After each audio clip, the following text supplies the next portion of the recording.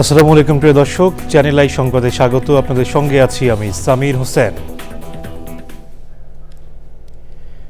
বিস্তারিত সংবাদের শুরুতে জানিয়ে দিচ্ছি ফ্রেশ আটা ময়দা সুজি সংবাদ শিরোনামগুলো। পল্লবীতে শিশু ধর্ষণ ও হত্যার বিচার দ্রুত করার দাবি, 1 সপ্তাহের মধ্যে তদন্ত প্রতিবেদন দিতে আইনমন্ত্রীর নির্দেশ।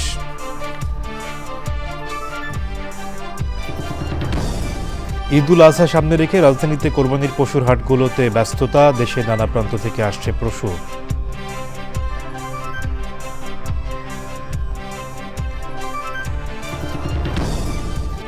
এবং প্রেম দ্রোহের সঙ্গে প্রকৃতিরও কবি কাজী নজরুল ইসলাম, সাহিত্যে প্রকৃতি রক্ষার বার্তা ছড়িয়ে দেওয়ার অনন্য অবদান।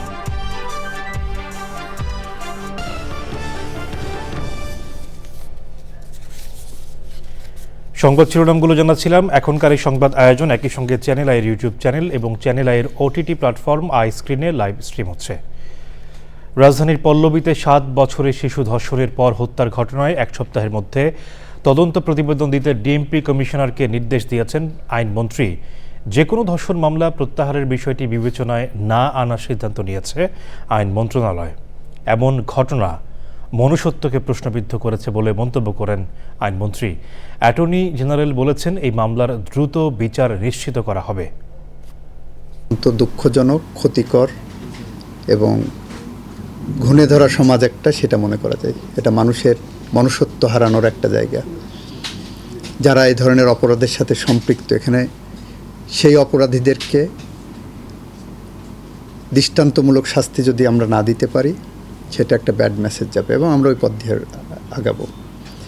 এবং আমরা যে মামলা প্রত্যাহারের জন্য সরকার যে কমিটি করেছে, সেই কমিটির আজকে প্রথম মিটিং ছিল রাজনৈতিক হয়রানিমূলক মামলা প্রত্যাহারের ক্ষেত্রে।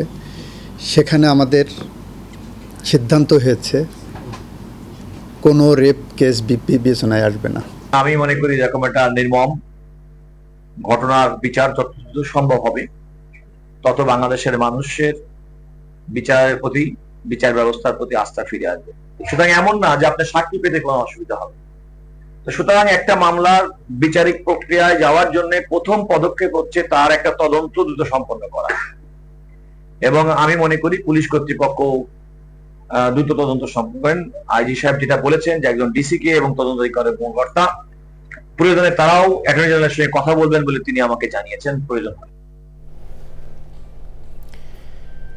নারায়ণগঞ্জের ২৫০০-এ ভেকু দিয়ে মাটি কাটাকে কেন্দ্র করে দ্বন্দ্বের জেরে ওসমান গনি নামে এক ইউনিয়ন বিএনপি নেতাকে কুপিয়ে হত্যা করা হয়েছে বলে অভিযোগ উঠেছে।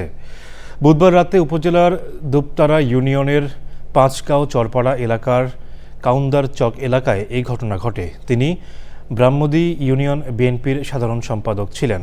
নিহত ওসমান গনি উপজেলার বড় বিনাইর চর এলাকার বাসিন্দা।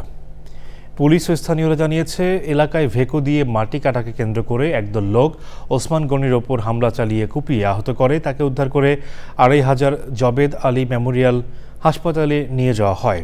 সেখানে অবস্থার অবনতি হলে উন্নত চিকিৎসার জন্য ঢাকা মেডিকেলে নেয়ার পথেই মারা যান তিনি। ঘটনার পর এলাকায় উত্তেজনা ছড়িয়ে পড়ে। বৃহস্পতিবার সকাল থেকে নিহতের স্বজন ও বিএনপি নেতাকর্মীরা ২৫০০ গাউছিয়া সড়কের বিভিন্ন স্থানে অবরোধ সৃষ্টি করেন। কয়েকটি যানবাহনে ভাঙচুরের ঘটনাও ঘটে। হত্যাকাণ্ডে জড়িত 4 জনকে গ্রেপ্তার করা হয়েছে, বাকিদের শনাক্ত গ্রেপ্তারে অভিযান চলছে। পরিস্থিতি নিয়ন্ত্রণে অতিরিক্ত পুলিশ মোতায়েন করা হয়েছে। এবারে কনকা ফ্রিজ হাটের খবর।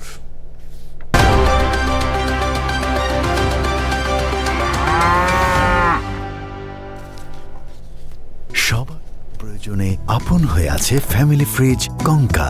হ্যাপি থাকুন।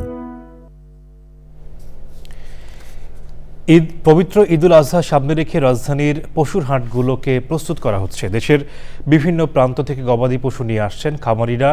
এ নিয়ে জানতে শাকের আদনানের কাছে যাব। তিনি পুরান ঢাকার রহমতগঞ্জ মাঠে কোরবানির হাটে আছেন। আদনান, কোরবানির পশুর হাটের প্রস্তুতি সহ সার্বিক বিষয় আমাদের জানাবেন।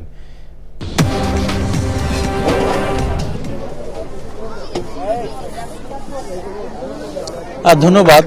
আসলে আমরা তেজগাঁয়ের যে কোরবানি পশুর হাট সেখান থেকে উত্তরের পর দক্ষিণের একটি হাটে আসলাম, রহমতগঞ্জ খেলার মাঠে হাটে। তো এখানেও গরু পশু উঠতে শুরু করেছে, তবে এখনো অনেক জায়গা বাকি, মানে এখনো দেশের বিভিন্ন প্রান্ত থেকে পশু আসছে এবং হাটের প্রস্তুতি আসলে মোটামুটি এই হাটেও এখনো প্রস্তুতি চলছে। এখনো বাঁশ লাগানো কাজ বা যেসব আনুষঙ্গিক যেসব কাজ রয়েছে, ওইখানে পাশে একটি ওয়াচ টাওয়ারের ব্যবস্থা করা হয়েছে, সেখানেও কাজ চলছে। এখনো কাজ শেষ হয়নি এবং এখনো দেশের বিভিন্ন প্রান্ত থেকে আসছে পশু। তো এই দরদামের বিষয় যদি জানতে চান, আসলে এখন আমরা দেখলাম যে বড় সাইজের যেসব গরু রয়েছে, এই সাইজের যে গরুগুলো রয়েছে, এই গরুটার দাম আমরা একটু আগে জিজ্ঞেস করেছি। এটা দাম চাওয়া হচ্ছে 1,30,000 টাকা। এর পাশে যে গরুটা দেখতে পাচ্ছেন, এটা 1,20,000 টাকা চাওয়া হচ্ছে। এরকম ছোট ওইখানে একটা গরু আছে, এর চেয়ে একটু ছোট সাইজের, সেটা দাম চাওয়া হচ্ছে 80,000। এগুলো হচ্ছে ছোটোর মধ্যে। এবং মিডিয়ামের মধ্যে, মাঝারির মধ্যে যেমন এখানে আছে 2 লাখ, 2 লাখ, 2.5 লাখ, 3 লাখ এরকম করে চাওয়া হচ্ছে। এবং বড় গরু বা ষাঁড় গরুর দাম চাওয়া হচ্ছে 3, 3.5 বা আরও বড় গরুর দাম 5-6 লাখ টাকা পর্যন্ত চাওয়া হচ্ছে। তো ব্যাপারে বলছেন এখনো হাট আসলে কেনাবেচা শুরু হয়নি। কালকে থেকে দুপুরের পর থেকে আস্তে আস্তে শুরু হবে বলে তারা আশা করছেন।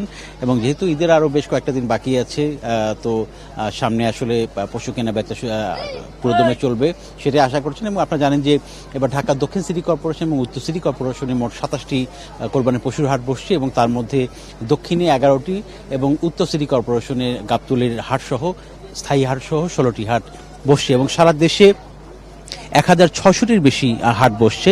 এবং মৎস্য প্রাণী সম্পদ মন্ত্রণালয়ের তথ্য মতে এবার কোরবানিযোগ্য দেশে গরু আছে 1,23 লাখের বেশি এবং চাহিদা রয়েছে 1,01 লাখের মতো। এবং আরও উদ্বৃত্ত থাকার কথা রয়েছে চাহিদার অনুযায়ী প্রায় 22 লাখের মতো। তো এটাই আসলে এখানকার সর্বশেষ অবস্থা ছিল। আদনান, আপনাকে ধন্যবাদ পশুর হাটের খবরাখবর জানিয়ে দেওয়ার জন্য। দর্শক, আবারও রাজধানীর পল্লবীতে শিশু ধর্ষণের খবর। রাজধানীর পল্লবীতে ধর্ষণের পর হত্যার শিকার শিশুর বাবা বলেছেন, অপরাধী যেহেতু নিজেই স্বীকার করেছেন তিনি খুনি, তার দ্রুত শাস্তি হোক। শিশুটির স্কুলে এসে বলেন প্রত্যেকেই তার সন্তান। শ্রেণীর ফার্স্ট গার্ল ওই শিশুটির এমন বিদায়ে আতঙ্কিত হয়ে স্কুলে উপস্থিতি কমেছে 50 ভাগেরও বেশি।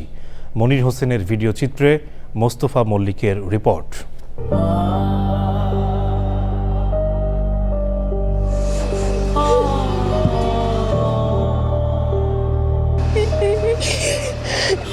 বৃহস্পতিবার সকালে মিরপুরের পল্লবীর পপুলার মডেল হাই স্কুলে ছিল অস্বাভাবিক নীরবতা।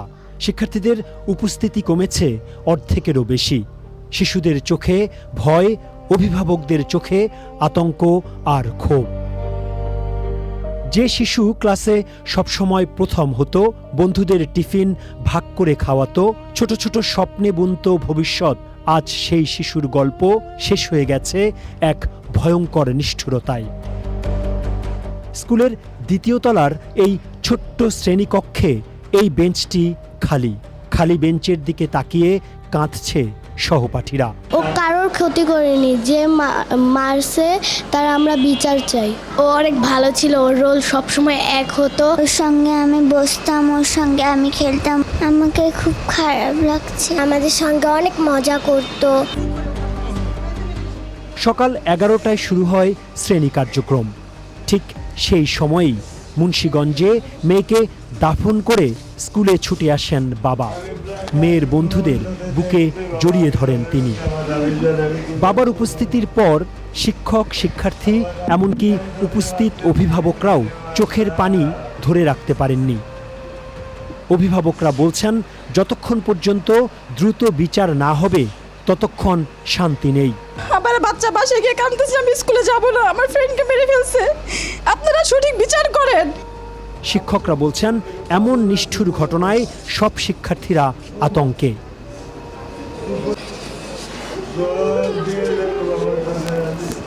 আমরা কেউ ঠিক থাকতে পারছি না। আমাদের প্রত্যেকের ঘরে বাচ্চা আছে, ছোট বোন আছে, এই যে আমরা আমাদের ক্লাসে যে বাচ্চাগুলো ওরা এখন খুব আতঙ্কে আছে। তো আমরা চাচ্ছি ওকে আমাদের হাতে তুলে দেখ। চাই দেখি আমার রামিসা ইয়ার নাই কাইটে রাখছে ওর মাথা। প্রতিদিন আমাদের 90% থাকে, তো আজকে আমাদের মনে করেন 50-র চেয়েও কম। অভিযোগ জানিয়ে রামিসার বাবা বলেন তিনি শুধু একজনের বিচার চান না, এই ঘটনার দায় যারা এড়াতে পারেনি তাদের সবার জবাবদিহি চান তিনি। এখানেই বসতো রামিসা, দ্বিতীয় শ্রেণীর মেধাবী শিক্ষার্থী। আজও তার এই শ্রেণীকক্ষ, বারান্দা এবং স্কুলকে মাতিয়ে রাখার কথা ছিল, কিন্তু সব কিছু তছনছ লণ্ডভণ্ড আর শেষ হয়ে গেছে। রামিসার এই ঘটনাটি শুধু এই স্কুল কিংবা পল্লবীকে স্তব্ধ করে দেয়নি, স্তব্ধ করে দিয়েছে পুরো বাংলাদেশ। তার সহপাঠীরা বলছেন তারা আজীবন মনে রাখবে রামিসাকে। ভালো থাকুক রামিসা। পল্লবীর রামিসার বিদ্যালয়ের শ্রেণীকক্ষ থেকে মুস্তফা মল্লিক, চ্যানেল আই। বাংলাদেশে রিয়েল এস্টেট মার্কেট কত দ্রুত বাড়ছে, চাইতাম দেশে ইনভেস্ট করতে, কিন্তু আমেরিকান সিটিজেন হয়ে বাংলাদেশে ফাইন্যান্সিং পাওয়াটা কঠিন। আপনারা যারা দেশকে ভালোবাসেন, দেশে ইনভেস্ট করতে চান, framework finance is the right choice. প্রবাস থেকে নিশ্চিন্তে বাড়ি কিনুন দেশে। এই প্রথম আপনার ইউএসএ ক্রেডিট কোয়ালিফিকেশন দিয়ে বাংলাদেশে ফাইন্যান্স করতে পারবেন আপনার স্বপ্নের ফ্ল্যাট। Framework finance. বাংলাদেশ বিমান বাহিনীর গ্রীষ্মকালীন রাষ্ট্রপতি কুচকাওয়াজ অনুষ্ঠিত হয়েছে। যশোর একাডেমির প্যারেড গ্রাউন্ডে অনুষ্ঠিত কুচকাওয়াজে বিমান বাহিনী প্রধান air chief marshal Hasan Mahmud Khan graduate অফিসারদের মধ্যে পদক ও ফ্লাইং ব্যাচ বিতরণ করেন। বিস্তারিত জাকিয়া আক্তারের রিপোর্টে।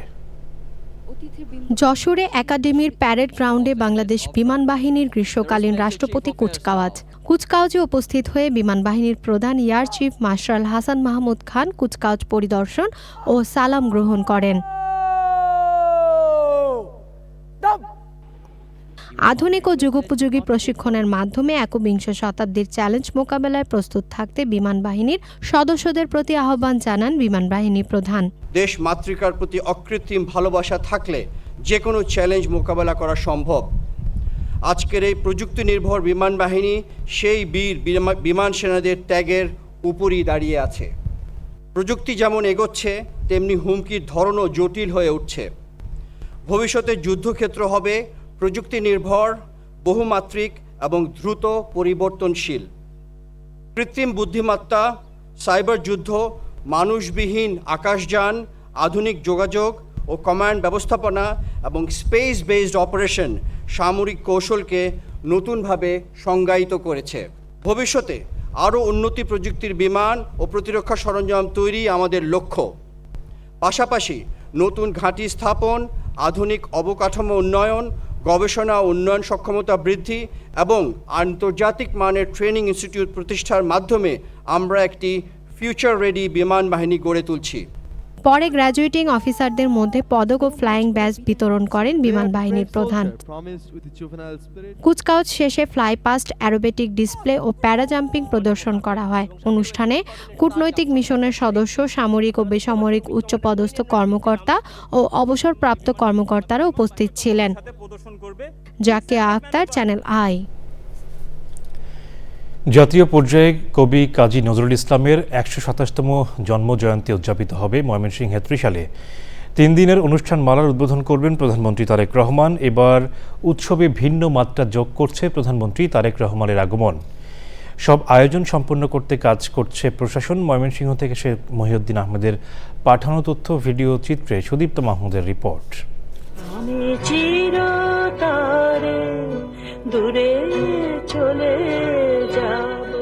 জাতীয় কবি কাজী নজরুল ইসলাম, যার এক হাতে বাঁশি, অন্য হাতে রণতুর্য। 1914 সালে দারোগা রফিজুল্লাহর হাত ধরে আসানসোল থেকে ময়মনসিংহের ত্রিশালে এসেছিলেন কিশোর নজরুল। এখানে অবস্থান করেছিলেন প্রায় 1.5 বছর। নজরুল জয়ন্তীতে তাই এখানে উৎসবের আমেজ। এবছর কবির জন্মবার্ষিকী জাতীয় পর্যায়ে পালন ও প্রধানমন্ত্রী তারেক রহমানের উপস্থিতিকে কেন্দ্র করে আনন্দে ভাসছে ত্রিশালবাসী। আমাদের এই মেলা নজরুল মেলা অনেক বছর ধরে আমরা আসি, দেশ বিদেশের থেকে অনেক দোকান আসে। আমাদের দীর্ঘদিন ধরে রিহার্সেল চলছে এবং শোয়ের আগ মুহূর্ত অবধি এই রিহার্সেল অব্যাহত থাকবে। 23 মে ত্রিশালের বৈলরে মরহুম সাবেক রাষ্ট্রপতি জিয়াউর রহমান যে খাল খনন কর্মসূচি উদ্বোধন করেছিলেন, সেই খাল পুনর্খনন উদ্বোধন শেষে নজরুল জয়ন্তীর অনুষ্ঠানে যোগ দেবেন প্রধানমন্ত্রী তারেক রহমান। জাতীয় পর্যায়ে জাতীয় কবি কাজী নজরুল ইসলামের যে অনুষ্ঠান 3 দিন ব্যাপী, সেই অনুষ্ঠান মালার উদ্বোধন উনি করবেন এবং আলোচনা সভায় অংশ নেবেন। ত্রিশালে নজরুল একাডেমি মাঠে হবে উদ্বোধনী অনুষ্ঠান। ইতোমধ্যে মাঠ, মঞ্চ, সাজসজ্জার কাজ শেষ হয়েছে।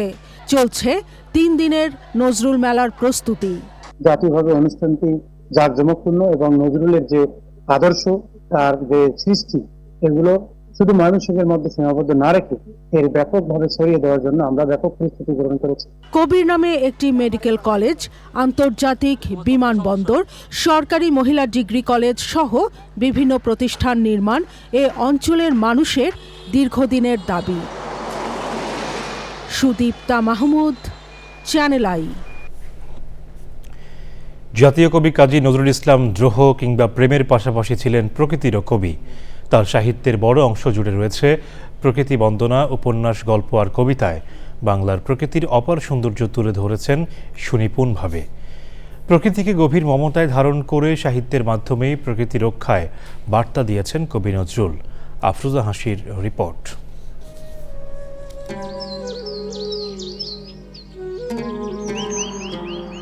আবহমানকাল ধরেই প্রকৃতির রূপ আর মোহনীয় সৌন্দর্য মানব মনকে উদ্বেলিত করেছে।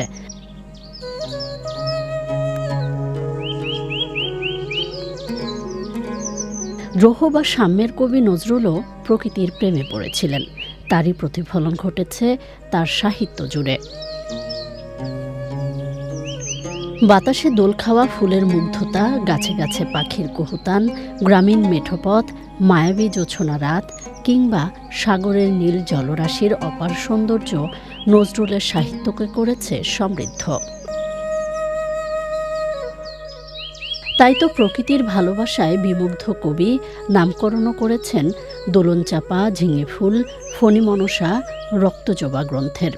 নার্গিস কখনো প্রিয়তমা, আবার কখনো ফুল হিসেবে এসেছে তার জীবনে। গানের উপমায়, কথায়, ছন্দে নজরুল প্রকৃতিকে তুলে ধরেছেন উদারভাবে। প্রকৃতির বন্দনার পাশাপাশি নজরুলের লেখনীতে উঠে এসেছে মানুষের প্রকৃতি বিনাশী কর্মকাণ্ডের অশনি সংকেত। 100 বছর আগেই তিনি রোজ কেয়ামত বা প্রলয় দিন প্রবন্ধে লিখেছেন জলবায়ু পরিবর্তনের ভয়াবহতা নিয়ে। প্রাণ প্রকৃতি রক্ষায় সচেতনতার পাশাপাশি তরুণ প্রজন্মের জোরালো ভূমিকার কথাও বলেছেন দ্রোহের কবি নজরুল। আর তা নিশ্চিত করতে পারলেই ভবিষ্যৎ প্রজন্ম পাবে প্রাণ প্রাচুর্যে ভরা বাসযোগ্য ধরিত্রী।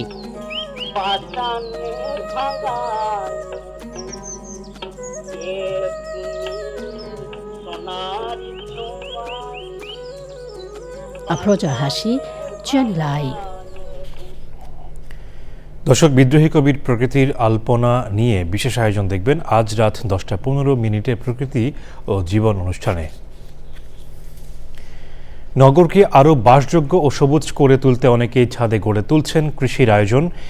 এসব ছাদকৃষি থেকে মিলছে ফুল, ফল ও ফসলের চাহিদা। তবে উদ্যোক্তাদের দাবি, টেকসই নগর গড়তে নগর পরিকল্পনায় ছাদ কৃষিকে অন্তর্ভুক্ত করা প্রয়োজন। বিস্তারিত জানাচ্ছেন শাইখ সিরাজ।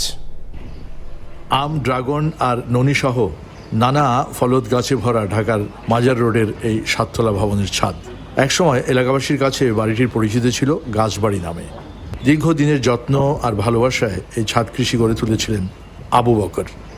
বয়সের কারণে তিনি এখন সরাসরি যুক্ত না থাকলেও উদ্যোগটি এগিয়ে নিচ্ছেন তার সন্তান আব্দুল নূর তুষার আর পরিবারের অন্যান্যরা। যখন আপনার বাবা এই বাগানটা করেছে তখন ছাদের উপরে কারো গাছ না বাগান ছিল না। আব্বারও শরীর আরো শক্তিশালী ছিল, বয়স কম ছিল। আপনি তো তার সন্তান, আপনার ভেতরে বা তার যে পরের প্রজন্ম আপনাদের ভেতরে কি ওনার মতো করে এই জিনিসটার আগ্রহ আছে? ওই আগ্রহ থাকলেও সময় দেওয়ার মতো লোক তো কম, কিন্তু আমি একটু মাঝে মাঝে আসি এখানে। আর আমার ভাগ্নি আছে, সে খুব পছন্দ করে, সে বিদেশে থাকে যদিও, সেখানে এখানে এসে অনেক কিছু করে। বাসযোগ্য ও পরিবেশ বান্ধব নগর গড়ে তুলতে ছাদ কৃষিকে নগর পরিকল্পনার অংশ করার তাগিদ দেন তারা। যেহেতু ছাদ যারা আছে সে কৃষিকাজ করে, ছাদওয়ালা বাড়ি সাধারণত শহরাঞ্চলে অথবা পৌরসভা শহরে থাকে। এইখানে পৌর করের সঙ্গে সরকার একটা ইনসেন্টিভ দিতে পারে যে যদি ছাদ কৃষি হয় এবং পরিদর্শক আসবেন, দেখবেন, দেখে তাকে একটা রেয়াত দেওয়া যেতে পারে, যে খরচটা তিনি আসলে এই বাগানের পেছনে করবেন বলে সরকার একটা ইনসেন্টিভ দিতে পারে। নগরে বিশুদ্ধ পানির চাহিদা পূরণেও ছাদ কৃষিতে বৃষ্টির পানি সংরক্ষণের মতো উদ্যোগ নেওয়া যেতে পারে। আমার বাবা বৃষ্টির পানিটা কাজে লাগান, তো এরকম যদি রেইন ওয়াটার কিভাবে হারভেস্ট করতে হয়, এই যে আধুনিক জিনিসগুলি, এগুলো যদি আমাদের আর্কিটেক্টরা ড্রিপ ওয়াটার ইরিগেশন, হ্যাঁ, ড্রপ করে কিভাবে দেওয়া যায়, আর্কিটেক্টরা যদি হেল্প করতেন, বিজ্ঞানীরা হেল্প করতেন, তা আরও বাড়তো। শহর নগরে বসবাস করেও যারা বাড়ির ছাদটিকে খালি ফেলে রাখেন, এটিকে অন্তত কিছু অংশ সবুজ করা, এটি বাধ্যতামূলক করা দরকার। ছাদ কৃষি উদ্যোক্তারা এমনই মনে করছেন। তাহলে শহরে নগরের উষ্ণতা কমে আসবে, নিজস্ব উৎপাদিত শাকসবজি নিজেরাই ভোগ করতে পারবেন। একই সাথে যে প্রজন্ম বেড়ে উঠছে তাদেরও গাছগাছালি এবং কৃষির সাথে একটা সম্পর্ক তৈরি হবে। ঢাকার মিরপুরের আবু বকর সাহেবের ছাদ কৃষি থেকে শাহিক সিরাজ, চ্যানেল আই। দর্শক, এ নিয়ে বিস্তারিত প্রতিবেদন দেখবেন আজ বিকেল 3:05 হৃদয় মাটি ও মানুষের ডাক অনুষ্ঠানে। এবারে নিডলটাটা কৃষি সংবাদ।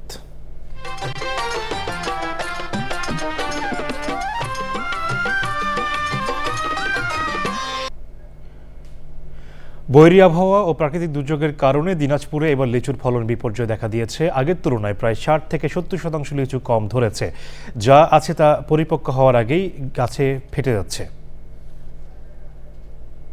এবারে প্রকৃতি সংবাদ।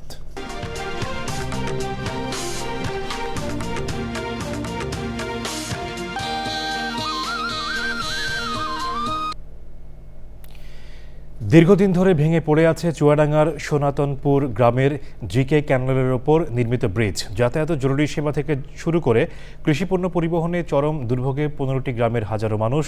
ভাঙা ব্রিজ দিয়ে খাল পারাপার করছে শিক্ষার্থীসহ স্থানীয়রা। এবারে খেলার খবর।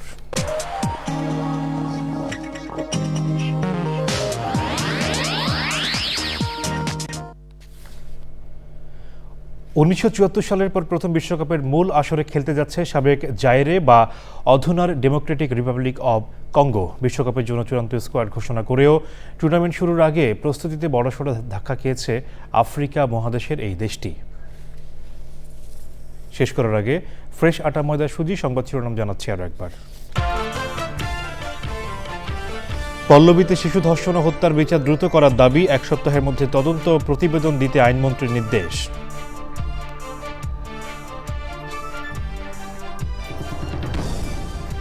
ঈদ উল আজহা সামনে রেখে রাজধানীতে কোরবানির পশুর হাটগুলোতে ব্যস্ততা, দেশের নানা প্রান্ত থেকে আসছে পশু।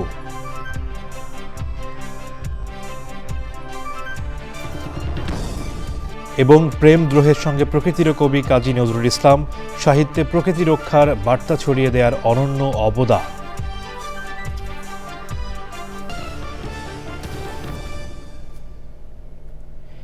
এখনকার সংবাদ এই পর্যন্তই। সাথে থাকার জন্য ধন্যবাদ সবাইকে।